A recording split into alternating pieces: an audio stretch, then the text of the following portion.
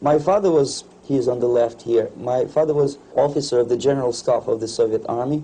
He was inspector of land forces, Soviet troops stationed in countries like Mongolia, Cuba, East European countries. This is the picture taken at the entrance of my Institute of Oriental Languages. It's a part of Moscow State University. As every Soviet student, I was, quote-unquote, volunteering for harvesting grain in Kazakhstan.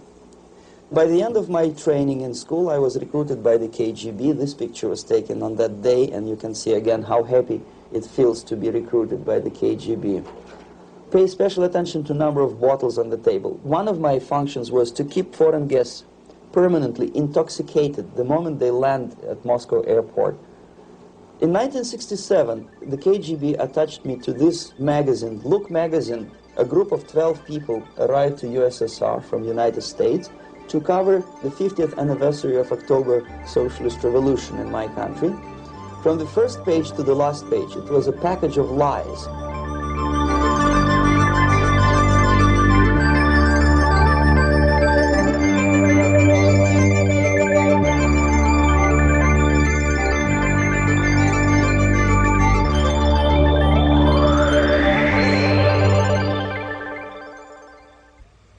Our conversation is with Mr. Yuri Alexandrovich Bezmenov.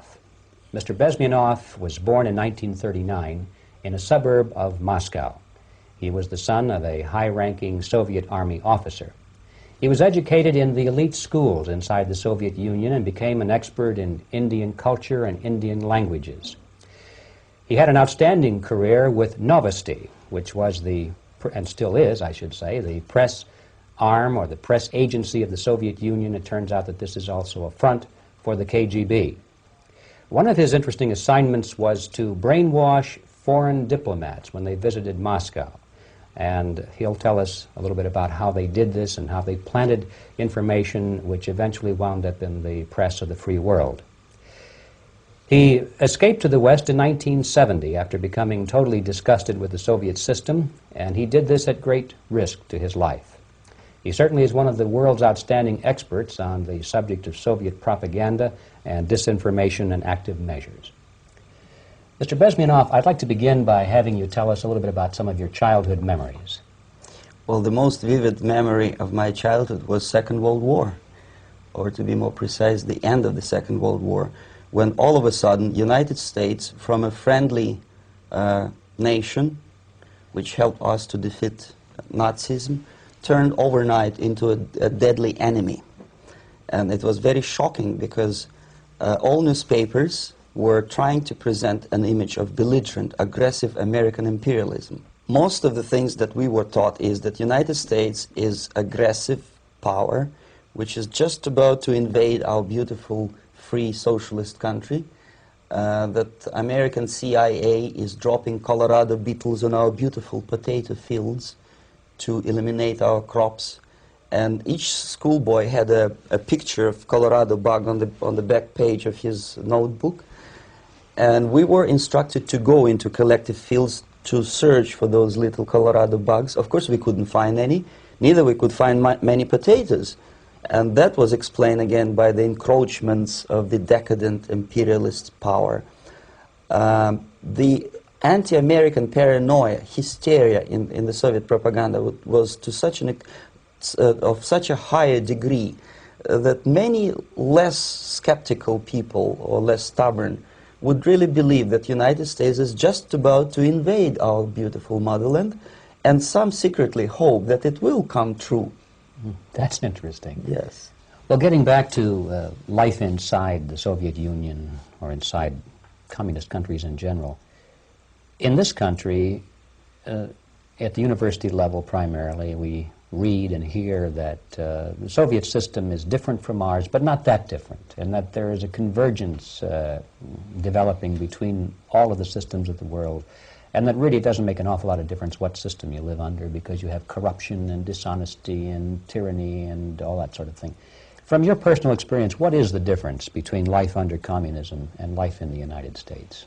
Well, life is obviously very much different for simple reason that the Soviet Union is a state capitalist economically. It's a state capitalism where an individual has absolutely no rights, no value. His life is nothing. It's just like an insect.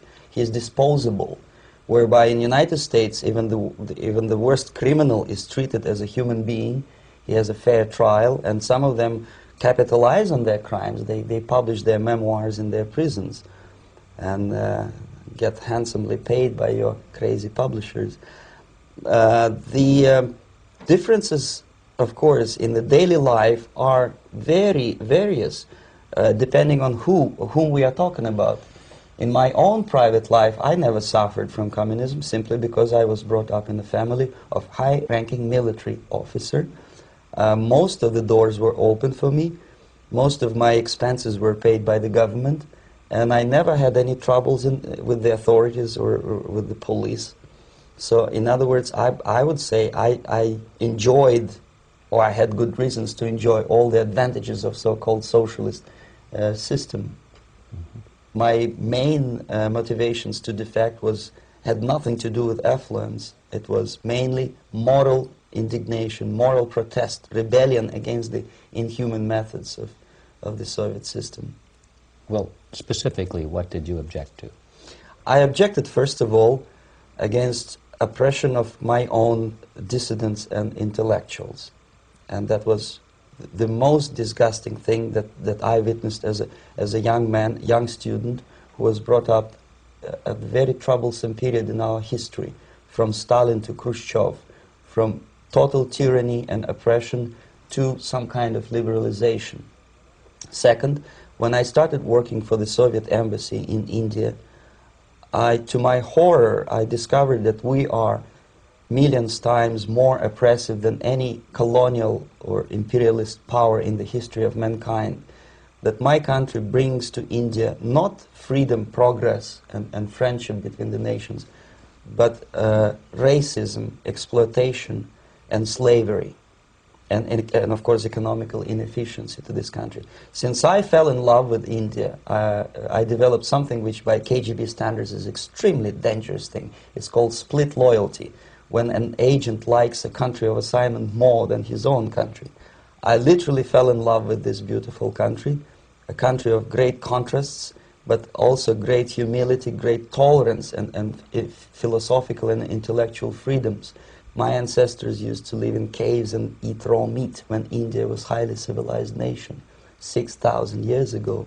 So obviously the choice was not to the advantage of my own nation. I decided to defect and to entirely dissociate myself from that brutal regime. Mr. Bezmenov, we've read a lot about the concentration camps and the slave labor camps under the Stalin regime. Now the general impression in America is that those things are part of the past. Are they still going on today, or what is the status? Yes. There's no qualitative change in the Soviet concentration camp system. There are changes in numbers of prisoners. Again, this is unreliable Soviet statistics. We don't know how many political prisoners are there in the Soviet concentration camps. But we sure know from various sources that at each particular time there are close to 25 to 30 million of Soviet citizens who are virtually kept as slaves in forced labor camp system. The size of the population of a country like Canada is serving terms as prisoners. Incredible. So I would say that those intellectuals who try to convince American public that concentration camp system is a thing of a past are either conscientiously misleading public opinion, or they are not very intellectual people. They're selectively blind. They lack intellectual honesty when they say that. Well, we've spoken about the intellectuals in this country and also the intellectuals in the Soviet Union. What about down at the broad mass level? Do the people in general, the working people, the workers in general in the Soviet Union, do they support the system? Do they tolerate it? What is their attitude? Well, average Soviet citizen, if there is such an animal, of course, does not like the system because it hurts, it kills. He may not understand the reasons, he may not have enough information or educational background to understand. But I doubt very much there are many people who are conscientiously supporting the Soviet system. There are not such people in USSR. Even those who have all the reasons to enjoy socialism, people like myself, who were a member of journalistic elite, they also hate the system for different reasons, though. Not because they lack material affluence, but because they are unfree to think, they are in constant fear, duplicity, split personality. And this is the greatest tragedy for my nation. Well, what do you think are the chances of the people actually overcoming their system or replacing it? There is a great possibility that system will sooner or later be destroyed from within. There is a self-destructive mechanism built into any socialist or communist or fascist system. Because there is lack of feedback, because the system does not rely upon loyalty of population. But until this Soviet junta is being supported by the Western so-called imperialists, that is, multinational companies, establishments, governments, and let's face it, intellectuals, so-called academia in the United States is famous for supporting the Soviet system. As long as the Soviet junta will keep on receiving credits, money, technology, grain deals, and political recognition from all these traitors of democracy or freedom, there is no hope, there is not much hope for changes in my country, and the system will not collapse by itself simply because it's being nourished by so-called American imperialism. This is the greatest paradox in history of mankind, when capitalist world supports and actively nourishes its own destroyer, destructor. I think you're trying to tell us something in this country. Mm-hmm. I'm trying to tell you that it has to be stopped unless you want to end up in Gulag system and enjoy all the advantages of socialist equality, working for free, catching fleas on your body, sleeping on the planks of plywood in Alaska this time, I guess. That's where Americans will belong, unless they will wake up, of course, and force their government to stop aiding Soviet fascism. Well, you told us a moment ago why you left the system. I'd like to hear the details of how you did it. It must have been a very dangerous thing. It was not so dangerous, it was crazy. First of all, because defecting in India is virtually impossible, thanks to very strong pressure from the Soviet government. Excuse me, you were in India on assignment at that time? Yes, I was working for the Soviet embassy in New Delhi as a press officer. Mm-hmm. And defecting for a Soviet diplomat is next to impossible. It's a suicide, as I said, because a great friend Indira Gandhi pushed a law through parliament which says, and I quote, "No defector from any country has a right of political asylum in any embassy on the territory of Indian Republic," which is a masterpiece of hypocrisy. No other defector but a Soviet one needs a political asylum. So, knowing that perfectly well, I planned a craziest possible way to defect. I studied counterculture in India. There were thousands of young American boys and girls with no shoes, long hair, smoking hash and marijuana, studying sometimes Indian philosophy, sometimes simply pretending that they study. And they greatly annoyed Indian police, and they were laughing stock of Indians because obviously they were good-for-nothing students. I studied carefully where they congregate, what routes they travel, what language they speak, what do they smoke. And one day I simply joined a group of hippies to avoid detection of Indian police. I was dressed as a typical hippie with blue jeans, long kameez shirts, with all kind of nice decorations like beads, long hairs, I bought a wig because for several weeks I had to turn myself from a conservative Soviet diplomat into a very progressive American hippie. And that was the only way that I could avoid detection. It was very interesting experience, but it was necessary because from my own knowledge as a member of Soviet embassy staff, I knew that there were many cases when Soviet defectors were betrayed by Indian police, and also some Western embassies played a very dirty role in betraying the Soviet defectors. According to our information, they were some, I wouldn't call them double agents, but simply amoral people working for this for the United States embassy, and confiding in people like this would be a suicide. So I had to be extremely careful. I could not trust anyone, and that was the reason for such a crazy way to defect. Well, had you been caught in the act of trying to get out, what would have happened to you? Oh, most likely I would end up in concentration camp,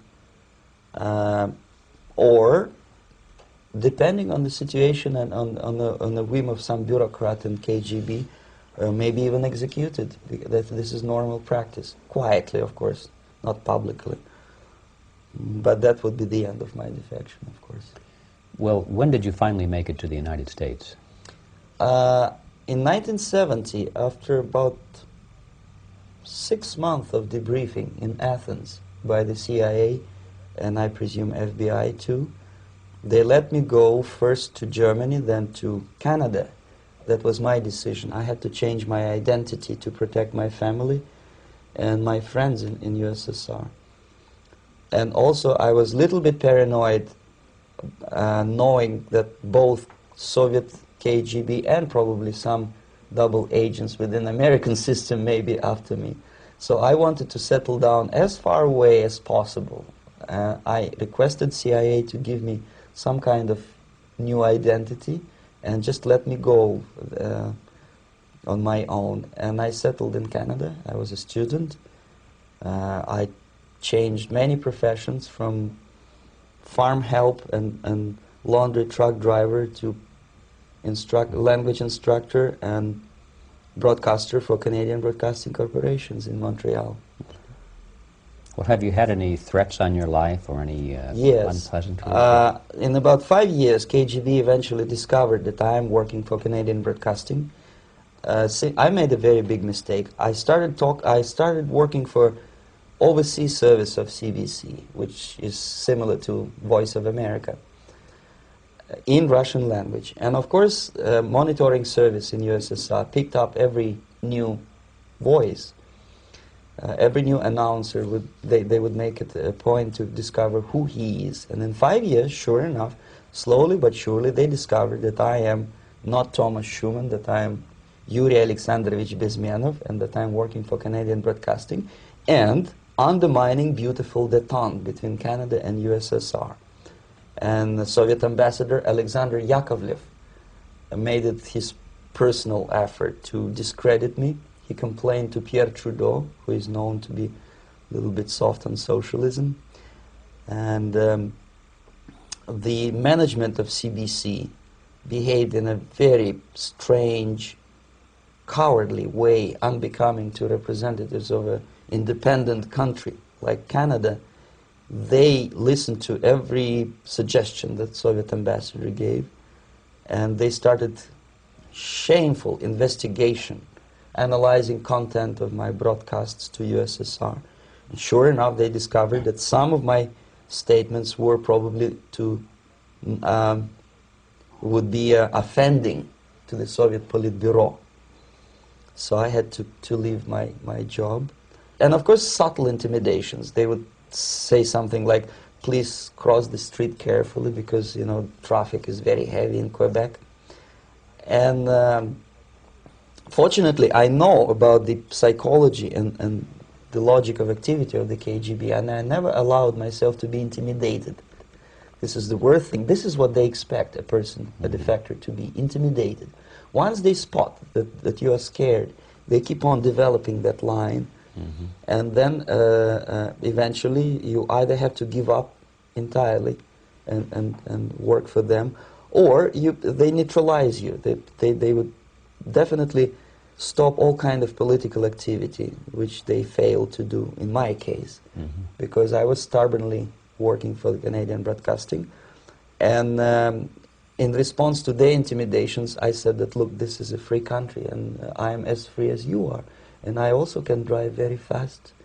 And gun control is not yet established in Canada, so I had a couple of good shotguns in my basement.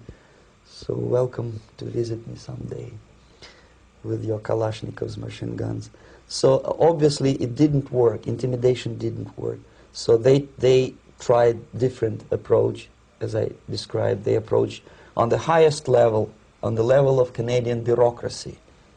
And on that level they were successful. On that level they were successful. On individual level they failed flat.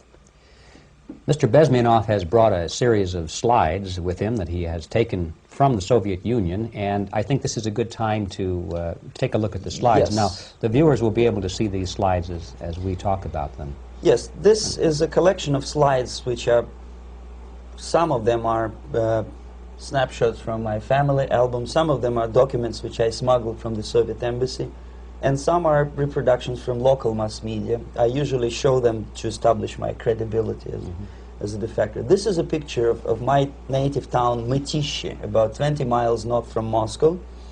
Characteristically, there is a statue of Comrade Lenin in the central square. This is myself at the age of 7, again, characteristically, under the statue of Comrade Stalin, extending his friendly hand to peoples of the world. At that age, of course, I was still idealistically minded young communist, and I still believe that sooner or later things will go for better. But I realized that the system stinks, that something is fishy, and that ideology is fake. And the propaganda about advanced Soviet agriculture simply didn't meet the criteria of reality. If they talk about abundance of food and there is none in the stores, there must be something wrong.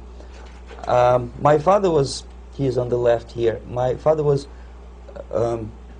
officer of the General Staff of the Soviet Army. He was inspector of land forces, Soviet troops stationed in countries like Mongolia, Cuba, East European countries. Were he alive today, most likely he would be inspecting Soviet troops in Nicaragua, Angola, and many other parts of the world. Fortunately, he died and he didn't see the disgrace, because deep inside he was a Russian patriot. He didn't like the idea of expanding Soviet military might, especially in the areas where we were not welcomed at all. Unlike many other military officers, he was reporting directly to the Minister of Defense, bypassing KGB and diplomatic service. In other words, he was a trusted military professional. And my impression that this type of people are much less hawkish and adventuristic than party bureaucrats in Kremlin. When American mass media describes Soviet military as potentially dangerous counterpart for Pentagon, I simply laugh, because I know better. I know that the most dangerous part of the Soviet power structures are not military at all. Most likely, if they come to power in my country, they'll be more sensible negotiators for nuclear disarmament and withdrawal of the Soviet troops from many parts of the world. But if someone from the party structure or the KGB structure were to give the orders for a military they have to obey, they yes, would follow because them. they are professional military. But they, you see, the triangle of power and hate in USSR is the party at the top, the party elite, the oligarchy of the party, then the military and the KGB at the bottom. They hate each other. And the most hated triangle, the most hated corner of the triangle is the Communist Party bureaucrats. They are the most adventuristic, senile megalomaniacs. They can start war, I wouldn't be surprised. Not the military. They know what war is. At least my father did. This is the picture taken at the entrance of my Institute of Oriental Languages. It's a part of Moscow State University.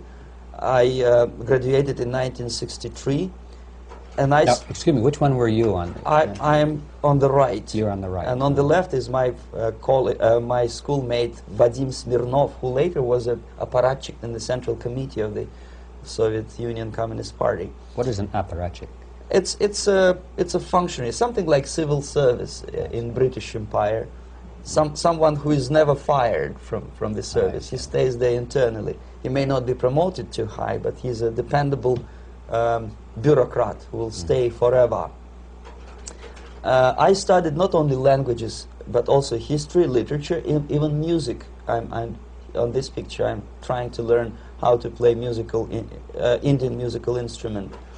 I even tried to look like an Indian when I was second-year student. Not bad, really. Yes, actually it was strongly encouraged by the instructors in my school, because the graduates of my school were later on employed as diplomats, foreign journalists, or spies. As every Soviet student, I was quote-unquote volunteering for harvesting grain in Kazakhstan. This is the biggest agricultural blunder of the Soviet government. But I didn't have much choice, of course, because the communist motto borrowed from the Bible says, "Those who do not work shall not eat." And you can see me eating, therefore I was working, and you can see how happy I was about it. I went through a very extensive physical and military training, including the military games in areas, suburban areas of Moscow. And here, for example, we are on the tour in Arkhangelsk area. And by the end of my training in school, I was recruited by the KGB. This picture was taken on that day, and you can see again how happy it feels to be recruited by the KGB.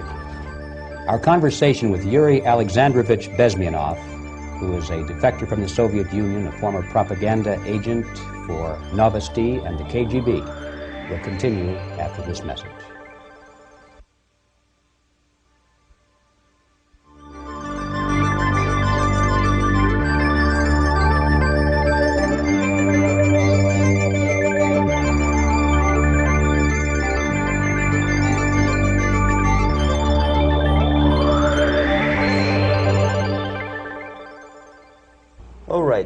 As every student in USSR, I went through very extensive physical and military training and civil defense training too. Unlike in the United States, where civil defense is virtually non-existent, zero.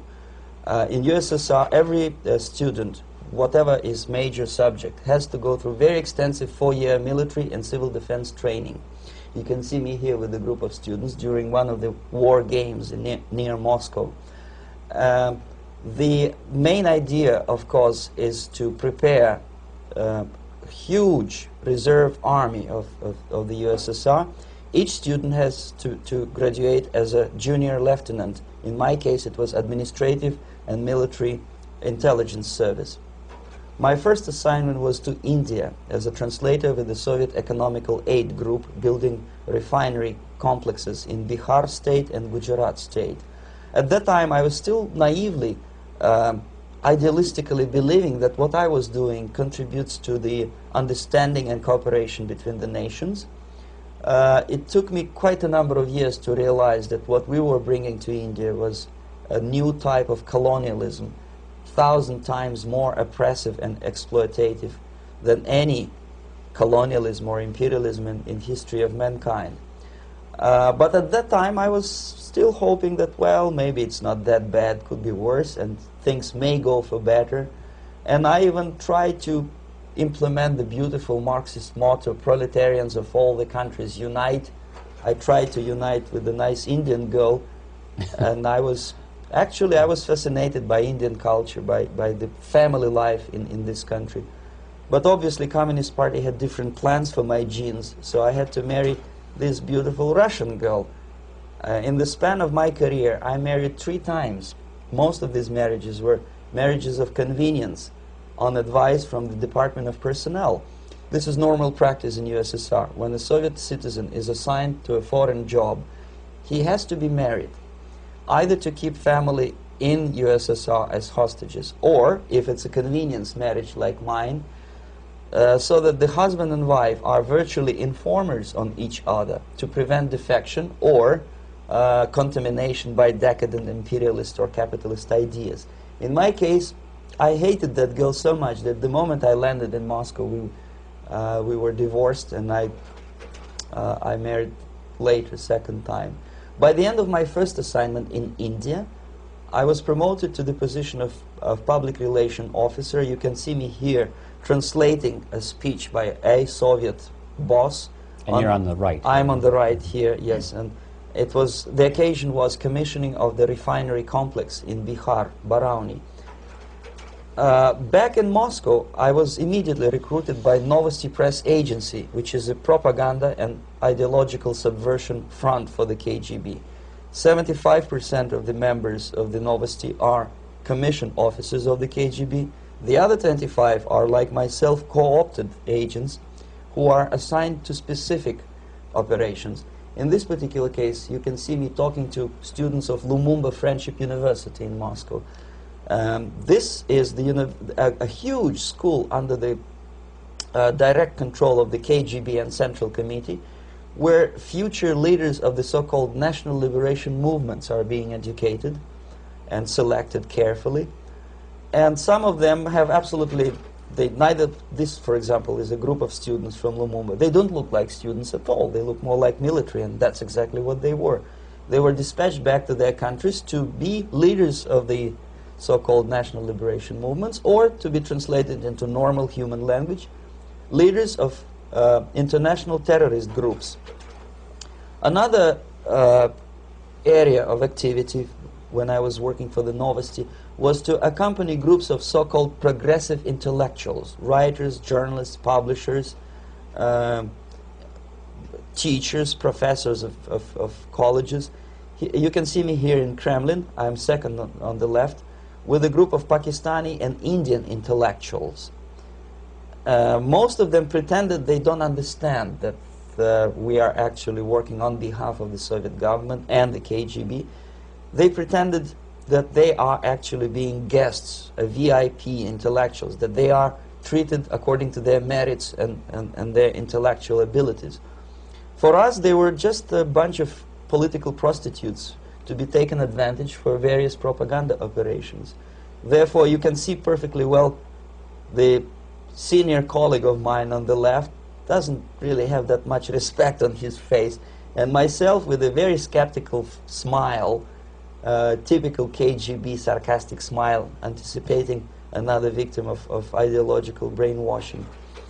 This is how a typical conference in Novosti headquarters in Moscow looked like. Sitting in the middle is Boris Burkov, the then director of Novosti Press Agency, high-ranking party bureaucrat in the Department of Propaganda. I am standing next to a famous Indian poet, Sumitranandan Pant. He was famous because he was an author. He was the author of a famous poem titled Rhapsody to Lenin. That's why he was invited to USSR, and everything was paid by the Soviet government. Pay special attention to number of bottles on the table. This is one of the ways to kill the awareness or curiosity of foreign journalists. One of my functions was to keep foreign guests permanently intoxicated the moment they land at Moscow airport. I had to take them to the VIP lounge and toast to friendship and understanding between the nations of the world, glass of vodka, then a second glass of vodka, and in no time my guests would be feeling very happy. They would see everything in kind of pink, nice color, and that's the way I had to keep them permanently for the next 15 or 20 days. At certain point in time, I had to withdraw alcohol from them so that some of them, who are the most recruitable, would feel a little bit shaky, guilty, trying to remember what they were talking last night.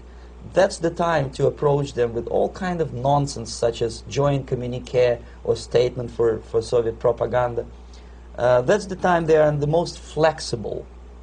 And of course, what they didn't understand, they didn't realize or pretended not to realize, that myself, who was drinking together with them, was not drinking at all. I had ways to get rid of alcohol through various techniques, including special pills which were given to me by my colleagues. But they were taking it seriously. In other words, they would consume quite large volumes of alcohol and feel quite uneasy next morning. In 1967, the KGB attached me to this magazine, Look magazine. A group of 12 people arrived to USSR from United States to cover the 50th anniversary of October Socialist Revolution in my country. From the first page to the last page, it was a package of lies, propaganda cliché, which were presented to American readers as opinions and deductions of American journalists. Nothing could be far from truth. These were not opinions. They were not opinions at all. They were the clichés which the Soviet propaganda wants American public to think that they think. If it does make any sense at all.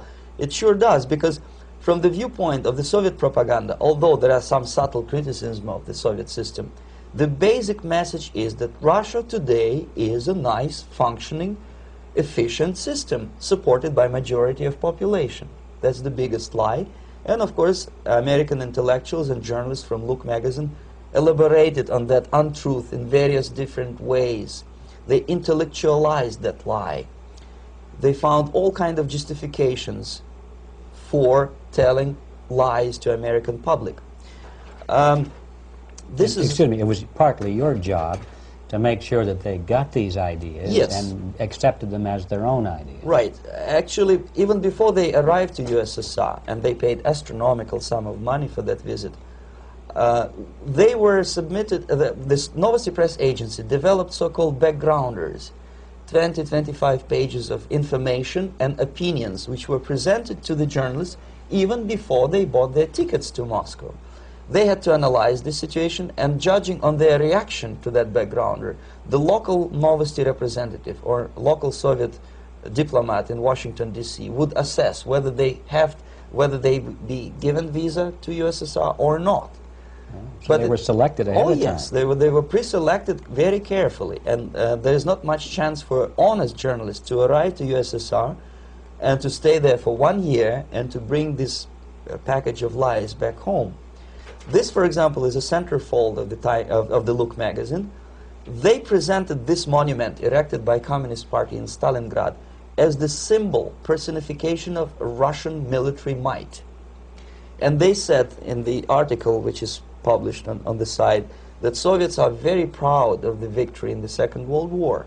This is another big myth, a lie.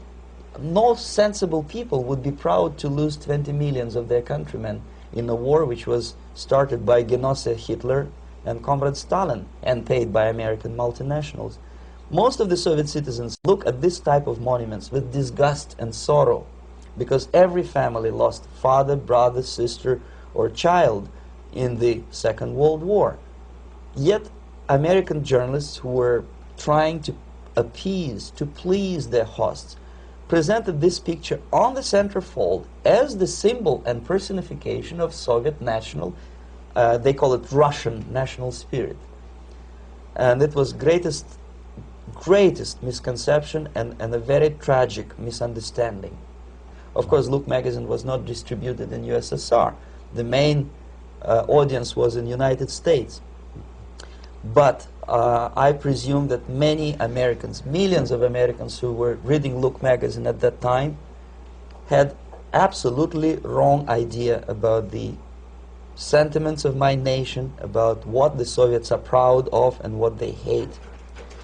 This is a group, you see the same lady with the sword in Stalingrad. This is the group of journalists. Myself is in the center with the same devilish smile. And Mr. Philip Harrington is on the extreme left there with his camera. This is the gentleman which was so deaf or so uninterested in what I had to say to him. This is the same picture, a blow-up of the same picture.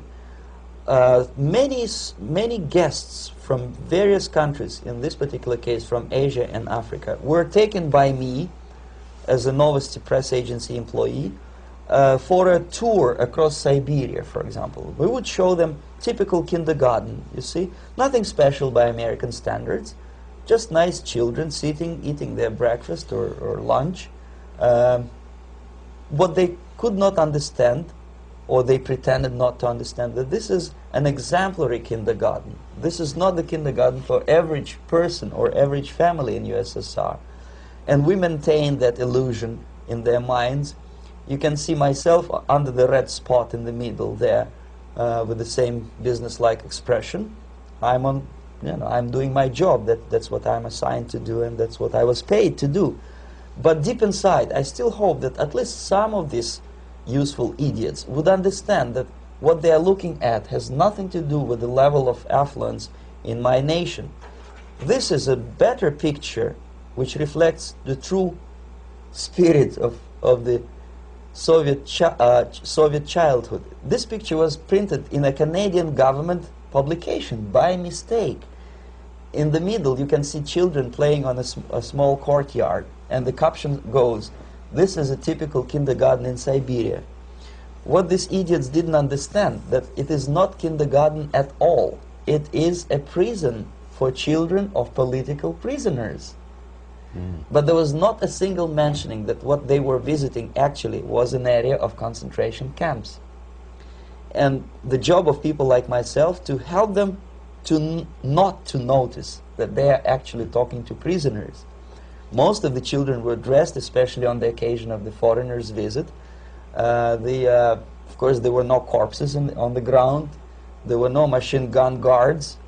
And well, it looks not very pleasant, as you see. It looks dull, but obviously it does not create an impression that this is actually a prison. Well, did any of the journalists have the curiosity to ask about prisons and that kind of thing? Yes. They were in Siberia. This Yes. is what you associate. Yes, some of them asked questions, and naturally we would give them, for the stupid question, we give them stupid answer. No, there are no prisons in Siberia. No, most of the people who you see are free citizens of USSR. They are very happy to be here, and they are contributing to the glory of the socialist system. Some of them pretended that they believe what I was telling them, and most of them, we may discuss it later. What are the motivations of these people? Why would they stubbornly bring lies to their own population through their own mass media?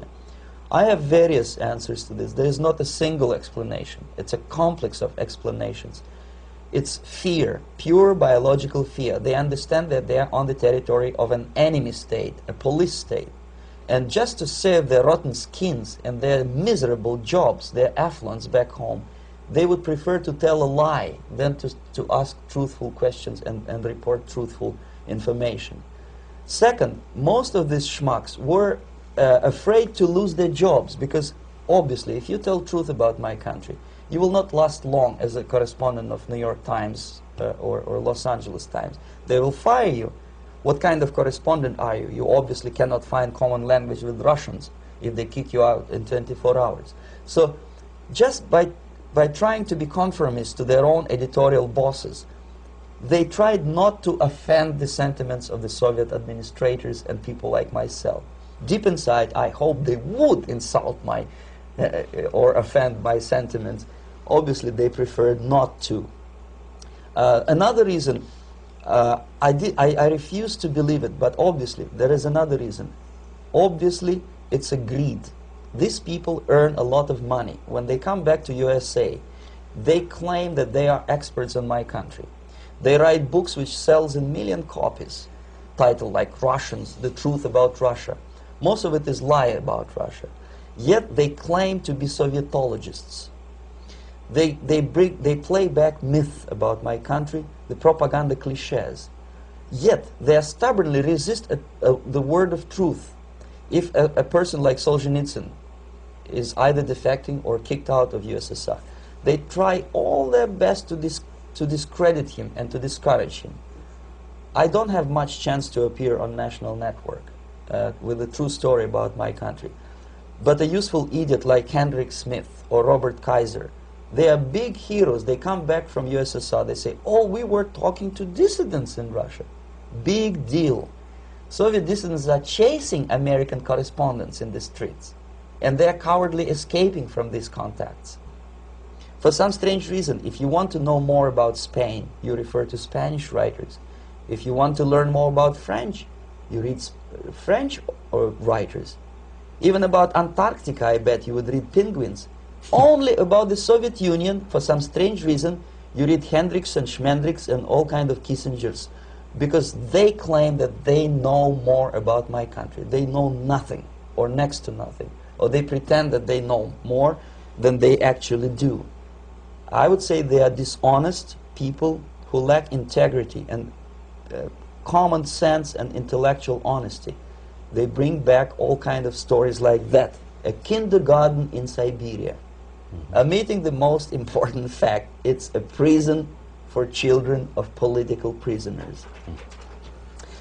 Another greatest example of monumental idiocy of American politicians. Edward Kennedy was in Moscow, and he thought that he is a popular, charismatic American politician who is easygoing, who can smile, dance at the wedding in Russian Palace of Marriages. What he did not understand, or maybe he pretended not to understand, that actually he was being taken for a ride. This is a staged wedding, especially to impress foreign media, or useful idiots like Ed Kennedy. Most of the guests there, they had security clearance, and they were instructed what to say to foreigners. This is exactly what I was doing. You can see me in the same damn wedding palace in Moscow where Ed Kennedy was dancing here. You see, smiling. He thinks he's very smart. From the viewpoint of Russian citizens who observe this idiocy, he's narrow-minded, egocentrical idiot who tries to earn his own popularity through participation in propaganda farces like this. Here you can see myself. On the right, again, exemplary Soviet bride. On the left, 3 journalists from various countries, Asia, Africa, and Latin America. Obviously, they enjoying the situation. They will go back home and write the reports. We were present on a regular Soviet wedding. They were not present on a regular Soviet wedding. They were present, they were parts of a farce, of a circus performance. Another thing which I had to, sometimes risking my life to explain to foreigners. Time magazine, for example, is very critical of South African racist regime. The whole article was dedicated to the shameful internal passport system where blacks are not allowing to live with whites. For some strange reason, for the last 14 years since my defection, nobody wanted to pay attention to my passport.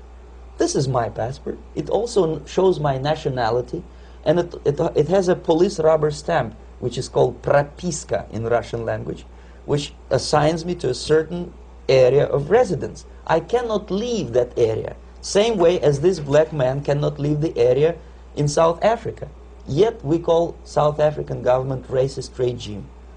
Not a single Jane Schmonda or Fonda is brave enough, courageous enough to come to media and say, look, this is what happens in USSR. I send a copy of my passport to many American liberals and civil rights defenders and all the other useful idiots. They never bothered to answer me back. This shows what kind of integrity, what kind of honesty these people are. They're a bunch of hypocrites because they don't want to recognize a good example of racism in my country. This is the first stage of befriending a professor. You can see myself on the left with the same James Bond smile. On the right is my KGB supervisor, Comrade Leonid Mitrokhin, and in the middle a professor of political science in Delhi University. The next stage would be to invite him to a gathering of Indo-Soviet Friendship Society. There he is sitting next to his wife before he is being sent to USSR for free trip. Everything is paid by the Soviet government. He was made to believe that he is invited to USSR because he is a talented, sober-thinking intellectual. Absolutely false. He is invited because he is a useful idiot, because he would agree and subscribe to most of the Soviet propaganda cliché. And when he is coming back to his own country, he is going for years and years to teach the beauties of Soviet socialism to newer and newer generations of his students, thus promoting the Soviet propaganda line. The KGB was even curious about this gentleman. It may look innocent. Maharishi Mahesh Yogi, a great spiritual leader, or maybe a great charlatan and crook, depending on from which side you're looking at him. Beatles were trained at his ashram in Hardwar in India how to meditate. Mia Farrow and other useful idiots from Hollywood visited his school, and they returned back to United States absolutely zonked out of their minds with marijuana, hashish, and crazy ideas of meditation. To meditate, in other words, to isolate oneself from the current social and political issues of your own country. To get into your own bubble, to forget about troubles of the world. Obviously, KGB was very fascinated with such a beautiful school, such a brainwashing center for stupid Americans. I was dispatched by the KGB to check what kind of VIP Americans attend this school. That's you on the left. Yes, I'm on the left. I was trying to get enrolled in that school. Unfortunately, the Maharishi Mahesh Yogi asked too much. He wanted $500 American for enrollment. But my function was not actually to get enrolled in the school. My function was to discover what kind of people from United States attend this school. And we discovered that, yes, there are some influential members of family, public opinion makers of United States, who come back with the crazy stories about Indian philosophy. Indians themselves look upon them as idiots, useful idiots. To say nothing about KGB, who looked at them as extremely naive, misguided people. Obviously, a VIP, say a wife of a congressman, or a prominent Hollywood personality, after being trained in that school, is much more instrumental in the hands of manipulators of public opinion and KGB than a normal person who understands, who looks through this type of fake religious training. Why would they be more susceptible to manipulation? I just mentioned that because, you see, a person who is too much involved in introspective meditation. You see, if you carefully look what Maharishi Mahesh Yogi is teaching to Americans, is that most of the problems, most of the burning issues of today can be solved simply by meditating. Don't rock the boat. Don't get involved. Just sit down, look at your navel, and meditate. And the things, due to some strange logic, due to cosmic vibration, will settle down by themselves. This is exactly what the KGB and Marxist-Leninist propaganda wants from Americans, to distract their opinion, attention, and mental energy from real issues of the United States into a non-issues, into a non-world, non-existent harmony. Obviously, it's more beneficial for the Soviet aggressors to have a bunch of duped Americans than Americans who are self-conscious, healthy, physically fit, and alert to the reality. Maharishi Mahesh Yogi obviously is not on the payroll of the KGB. But whether he knows it or not, he contributes greatly to demoralization of American society. And he's not the only one. There are hundreds of those gurus who come to your country to capitalize on naivete and stupidity of Americans. It's a fashion. It's a fashion to meditate. It's a fashion not to be involved. So obviously, you can see that if KGB were that curious, if they paid my trip to Hardwar, if they assigned me to that strange job, obviously they were very much fascinated. They were convinced that that type of brainwashing is very efficient and instrumental in demoralization of the United States. Our conversation with Yuri Alexandrovich Bezmenov, who is a defector from the Soviet Union, a former propaganda agent for Novosti and the KGB, will continue after this message.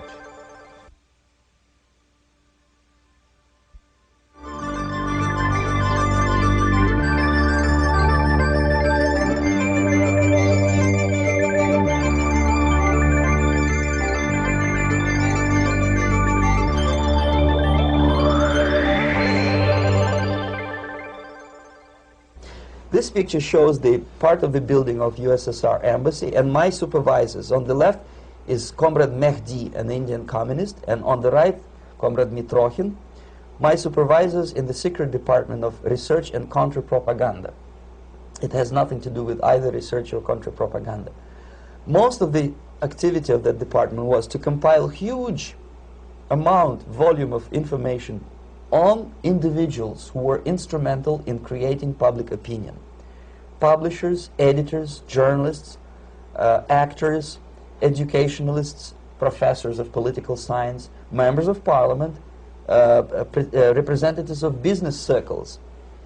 Most of these people were divided roughly in two groups. Those who would toe the Soviet foreign policy, they would be promoted to the positions of power through media and public opinion manipulation. Those who refused the Soviet influence in their own country would be character assassinated or executed physically come revolution. Same way as in the small town of Hue in South Vietnam, several thousands of Vietnamese were executed in one night when the city was captured by Viet Cong for only 2 days. And American CIA could never figure out how could possibly communists know each individual, where he lives, where to get him, and would be arrested in one night, basically in some 4 hours before dawn, put on a van, taken out of the city limits and shot. The answer is very simple. Long before communists occupied the city, there was extensive network of informers, local Vietnamese citizens, who knew absolutely everything about people who are instrumental in public opinion, including barbers and taxi drivers. Everyone who was sympathetic to the United States was executed. Same thing was done under the guidance of the Soviet embassy in Hanoi, and same thing I was doing in New Delhi. To my horror, I discovered that in the files where people were doomed to execution, there were names of pro-Soviet journalists with whom I was personally friendly. Pro-Soviet? Yes. They were idealistically minded leftists who made several visits to USSR, and yet the KGB decided that come revolution or drastic changes in political structure of India, they will have to go. Why is that? Because they know too much. Simply because, you see, the useful idiots, the leftists who are idealistically believing in the beauty of Soviet socialist or communist or whatever system, when they get disillusioned, they become the worst enemies. That's why my KGB instructors specifically made a point, never bother with leftists. Forget about these political prostitutes. Aim higher. This was my instruction. Try to get into large circulation, established conservative media. Rich, filthy rich movie makers, intellectuals, so-called academic circles. Cynical, egocentric people who can look into your eyes with angelic expression and tell you a lie. These are the most recruitable people, people who lack moral principles, who are either too greedy or too suffer from self-importance. They feel that they matter a lot. These are the people who KGB wanted very much to recruit. But to eliminate the others, to execute the others, don't they serve some purpose? Wouldn't they be the ones they rely on? They serve purpose only at the stage of destabilization of a nation. For example, your leftists in United States, all these professors and all these beautiful civil rights defenders, they are instrumental in the process of the subversion only to destabilize the nation. When their job is completed, they are not needed anymore. They know too much. Some of them, when they get disillusioned, when they see that Marxist-Leninists come to power, obviously they get offended. They think that they will come to power. That will never happen, of course. They will be lined up against the wall and shot. But they may turn into the most bitter enemies of Marxist-Leninists when they come to power. And that's what happened in Nicaragua. You remember most of these former Marxist-Leninists were either put to prison or one of them split, and now he's working against Sandinistas. It happened in Grenada when Maurice Bishop was already a Marxist. He was executed by a new Marxist who was more Marxist than this Marxist. Same happened in Afghanistan when first there was Taraki, he was killed by Amin, then Amin was killed by Babrak Karmal with the help of KGB. Same happened in Bangladesh when Mujibur Rahman, very pro-Soviet leftist, was assassinated by his own Marxist-Leninist military comrades. It's the same pattern everywhere. The moment they serve their purpose, all the useful idiots are either be executed entirely, all the idealistically minded Marxists, or exiled or put in prisons, like in Cuba. Many former Marxists are in Cuba, in prison. So most of the Indians who were cooperating with the Soviets, especially with our Department of Information of the USSR Embassy, were listed for execution. And when I discovered that fact, of course I was sick. I was mentally and physically sick. I thought that I'm going to explode one day during the briefing at the ambassador's office. I would stand up and say something that we are basically a bunch of murderers. That's what we are. It has nothing to do with friendship and understanding between the nation and blah, blah, blah. We are murderers. We behave as a bunch of thugs in a country which is hospitable to us, a country which with ancient traditions. But I did not defect. I tried to get the message across. To my horror, nobody wanted even to listen, least of all to believe what I had to say. And I tried all kinds of tricks. I would leak information through letters or lost documents or something like that. And still I got no message. The message was not published, even in the conservative mass media of India. The immediate impulse to defect was Bangladesh crisis, which was described by American correspondents as Islamic grassroots revolution, which is absolute baloney. There was nothing to do with Islam, and there was no grassroots revolution. Actually, there are no grassroots revolutions, period. Any revolution is a byproduct of a highly organized group of conscientious and professional organizers, but it has nothing to do with grassroots. In Bangladesh, it was nothing with grassroots. Most of the Awami League party members, Awami League means People's Party, were trained in Moscow in the High Party School. Most of the Mukti Fauj leaders, Mukti Fauj in Bengali means People's Army, same as SWAPO and all kind of liberation armies all over the world, the same bunch of useful idiots. They were trained at Lumumba University and various centers of the KGB in Simferopol, in Crimea, and in Tashkent. So when I saw that Indian territory is being used as a jumping board to destroy East Pakistan, I saw myself thousands of so-called students traveling through India to East Pakistan, through the territory of India, and Indian government pretended not to see what's going on. They knew perfectly well, the Indian police knew it, the intelligence department of the Indian government knew it, the KGB of course knew it, and the CIA knew it. That was most infuriating, because when I defected and I explained to the CIA debriefers they should watch out because East Pakistan is going to erupt any moment, they said I was reading too many James Bond novels. Anyway, so East Pakistan was doomed. One of my colleagues in the Soviet consulate in Calcutta, when he was dead drunk, he ventured into the basement to relieve himself, and he found big boxes which said printed matter to Dhaka University. Dhaka is the capital of East Pakistan. And since he was drunk and curious, he opened one of the boxes and he discovered not printed matter. He discovered Kalashnikov guns and ammunition in there. Anyway, it's a long story. When I saw the preparations for the invasion into East Pakistan, obviously I wanted to defect immediately. The only thing I couldn't at that time make up my mind when and where and how. One of the reasons, of course, you see, I was in love with India. I mentioned it before. I spoke the languages. I socialized with people. And I understood that I had to act fast unless I want this beautiful country to be permanently and irreparably damaged by our presence. One of the reasons not to defect was, as you can see, I was living in relative affluence. Who the hell in a normal mind would defect and do what? To be abused by your media, to be called McCarthyist and fascist and paranoid, or to drive a taxi in New York City? What for? What the hell for should I defect? To be abused by Americans, to be insulted in exchange for my effort to bring the truthful information about impending danger of subversion. As you can see, I was living in quite a comfortable conditions next to swimming pool, where Indians were not allowed, by the way. I was highly paid expert in propaganda. I had my family. I was respected by my nation.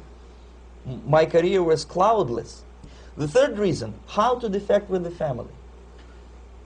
To defect with the baby and the wife would be virtual suicide, because according to law, that hypocritical law which I quoted before, the Indian police will have to hand me over back to the KGB, and that will be the end of my defection and probably my life. Again, I cannot smuggle my wife because she was not quite sure what I was doing.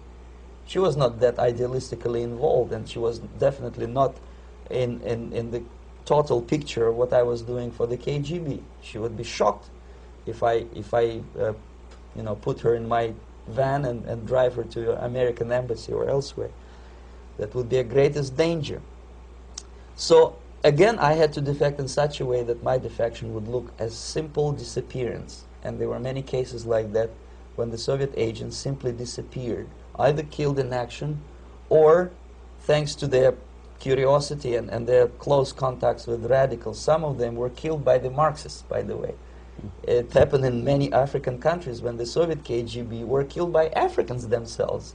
Not because they hated Marxism-Leninism, but because they were simply trigger-happy bunch of unruly characters. If you give them a machine gun, they will shoot.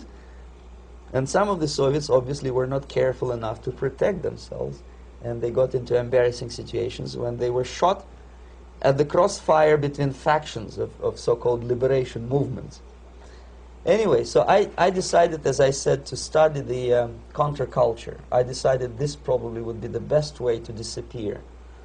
I socialized with characters like this. On the left, you see, he's a barefoot American hippie. It took me quite a long time to study exactly what they were doing and how to mix with them. But eventually I did it. Most of Indian newspapers carried my picture and promise of 2,000 rupees for information about my whereabouts. But they were looking for the wrong person, because they obviously tried to stop a young Soviet diplomat in white shirt and tie, and this is how I looked at the time of defection. Nobody could possibly think that a Soviet diplomat would be as crazy as to join a bunch of hippies. That's you. Yes, travel India and smoke hash. So I made it literally almost like a Hollywood-style detective story. From under the nose of the KGB in Bombay airport, I landed the plane and I flew to Greece, where I was debriefed by the CIA. That's basically that's all for my slides. We can turn off the projector, and that's very interesting. Well, you spoke several times before about ideological subversion. That is a phrase that I'm afraid some Americans don't fully understand. When the Soviets used the phrase ideological subversion, what do they mean by it? Ideological subversion is the process which is legitimate, overt, and open. You can see it with your own eyes. All you have to do, all American mass media has to do, is to unplug their bananas from their ears, open up their eyes, and they can see it. There is no mystery. There is nothing to do with espionage. I know that espionage intelligence gathering looks more romantic. It sells more deodorants through the advertising, probably. That's why your Hollywood producers are so crazy about James Bond type of thrillers. But in reality, the main emphasis of the KGB is not in the area of intelligence at all. According to my opinion and opinion of many defectors of my caliber, only about 15% of time, money, and manpower is spent on espionage as such. The other 85% is a slow process which we call either ideological subversion or active measures, активные мероприятия in the language of the KGB, or psychological warfare. What it basically means is to change the perception of reality of every American to such an extent that despite of the abundance of information, no one is able to come to sensible conclusions in the interests of defending themselves, their families, their community, and their country. It's a great brainwashing process which goes very slow, and it's divided in 4 basic stages. The first one being demoralization. It takes from 15 to 20 years to demoralize a nation. Why that many years?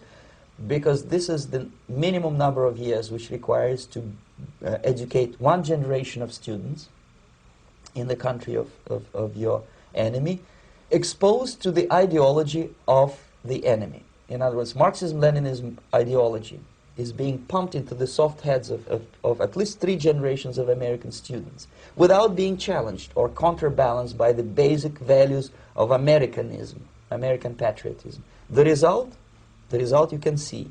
Most of the people who graduated in the 60s, dropouts or half-baked intellectuals, are now occupying the positions of power in the government, civil service, business, mass media, educational system.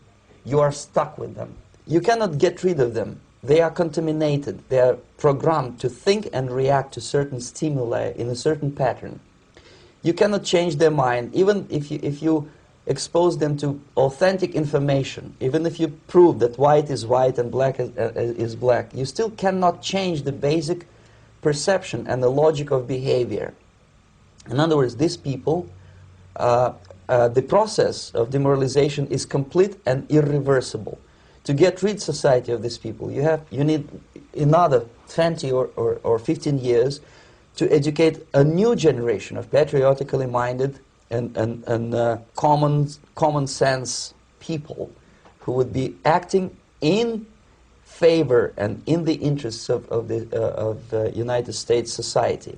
And yet these people who've been programmed and, as you say, in place and who are favorable to an opening with the Soviet concept, these are the very people who would be marked for extermination in this country? Most of them, yes. Simply because the psychological shock when they will see in future what the beautiful society of equality and social justice means in practice, obviously they will revolt. They will be very unhappy, frustrated people. And the Marxist-Leninist regime does not tolerate these people. Obviously they will join the links of dissenters, dissidents. Unlike in present United States, there will be no place for dissent in future Marxist-Leninist America. Here you can get popular like Daniel Ellsberg and filthy rich like Jane Fonda for being dissident, for criticizing your Pentagon. In future, these people will be simply squashed like cockroaches. Nobody is going to pay them nothing for their beautiful, noble ideas of equality. This they don't understand, and it will be the greatest shock for them, of course. The demoralization process in the United States is basically completed already. For the last 25 years, actually it's overfulfilled, because demoralization now reaches such areas where previously not even Comrade Andropov and all his experts would even dream of such a tremendous success.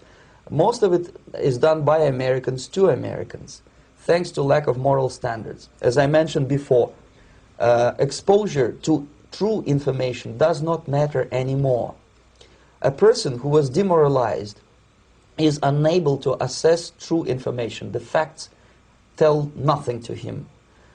Even if I shower him with information, with authentic proof, with documents, with pictures, even if I take him by force to the Soviet Union and show him concentration camp, he will refuse to believe it until he is going to receive a kick in his fat bottom. When a military boot crashes his balls, then he will understand, but not before that. That's the tragic of the situation of demoralization. So basically America is stuck with demoralization, and unless, even if you start right now, here, this minute, you start educating new generation of Americans, it will still take you 15 to 20 years to turn the tide of ideological perception of reality back to normalcy and patriotism. The next stage is destabilization. This time, subverter does not care about your ideas and the patterns of your consumption. Whether you eat junk food and get fat and flabby, doesn't matter anymore. This time, and it takes only from 2 to 5 years to destabilize a nation, what matters is essentials: economy, foreign relations, defense systems. And you can see it quite clearly that in some areas, in such sensitive areas as defense and economy, the influence of Marxist-Leninist ideas in the United States is absolutely fantastic. I could never believe it 14 years ago when I landed in this part of the world, that the process will go that fast. The next stage, of course, is crisis. It may take only up to 6 weeks to bring a country to the verge of crisis. You can see it in Central America now. And after crisis, with a violent change of power, structure, and economy, you have so-called the period of normalization. It may last indefinitely. Normalization is a cynical expression borrowed from Soviet propaganda. When the Soviet tanks moved into Czechoslovakia in '68, Comrade Brezhnev said, "Now the situation in brotherly Czechoslovakia is normalized." This is what will happen in the United States if you allow all these schmucks to bring the country to crisis, to promise people all kind of goodies and the paradise on earth, to destabilize your economy, to eliminate the principle of free market competition, and to put a big brother government in Washington, D.C., with benevolent dictators like Walter Mondale, who will promise lots of things, never mind whether the promises are fulfillable or not. He will go to Moscow to kiss the bottoms of new generation of Soviet assassins, never mind. He will create false illusions that the situation is under control. Situation is not under control. Situation is disgustingly out of control. Most of the American politicians, media, and educational system trains another generation of people who think they are living at a peacetime. False. United States is in the state of war, undeclared total war against the basic principles and the foundations of this system. And the initiator of this war is not Comrade Andropov, of course. It's the system. However ridiculous it may sound, the world communist system, or the world communist conspiracy, whether I scare some people or not, I don't give a hoot. If you are not scared by now, nothing can scare you. But you don't have to be paranoid about it. What actually happens now, that unlike myself, you have literally several years to live on unless the United States wake up. The time bomb is ticking. With every second, the disaster is coming closer and closer. Unlike myself, you will have nowhere to defect to, unless you want to live in Antarctica with penguins. This is it. This is the last country of freedom and possibility. Okay, so what do we do? What is your recommendation to the American people? Well, the immediate thing that comes to my mind is, of course, there must be a very strong national effort to educate people in the spirit of real patriotism, number one. Number two, to explain them the real danger of socialist, communist, whatever, welfare state, big brother government. If people will fail to grasp the impending danger of that development, nothing ever can help United States. You may kiss goodbye to your freedom, including freedoms to homosexuals, to prison inmate. All this freedom will vanish, evaporate in 5 seconds, including your precious lives. The second thing, the moment at least part of United States population is convinced that the danger is real, they have to force their government. And I'm not talking about sending letters, signing petitions, and all this beautiful, noble activity. I'm talking about forcing United States government to stop aiding communism. Because there is no other problem more burning and urgent than to stop the Soviet military-industrial complex from destroying whatever is left of the free world. And it is very easy to do. No credits, no technology, no money, no political or diplomatic recognition, and of course no such idiocy as grain deals to USSR. The Soviet people, 270 millions of Soviets, will be eternally thankful to you if you stop aiding a bunch of murderers who sit now in Kremlin and whom President Reagan respectfully calls government. They do not govern anything, least of all such complexity as the Soviet economy. So two very simple, maybe too simplistic answers or solutions, but nevertheless they are the only solutions. Educate yourself, understand what's going on around you. You are not living at a time of peace. You are in a state of war, and you have precious little time to save yourself. You don't have much time, especially if you are talking about young generation. There is not much time left for convulsions and sexual masturbation to the beautiful disco music. Very soon it will go, just overnight. If we are talking about capitalists or wealthy businessmen, I think they are selling the rope on which they will hang very soon. If they don't stop, if they cannot curb their unsettled desire for profit, and if they keep on trading with the monster of the Soviet communism, they are going to hang very soon. And they will pray to be killed, but unfortunately they will be sent to Alaska probably to manage industry of slaves. It's simplistic. I know it sounds unpleasant. I know Americans don't like to listen to things which are unpleasant. But I have defected not to tell you the stories about such idiocy as microfilm, James Bond type espionage. This is garbage. You don't need any espionage anymore. I have come to talk about survival. It's a question of survival of this system. You may ask me, what is it in for me? Survival, obviously, because unlike, as I said, I am now in your boat. If we sing together, we'll sing beautifully together. There is no other place on this planet to defect to.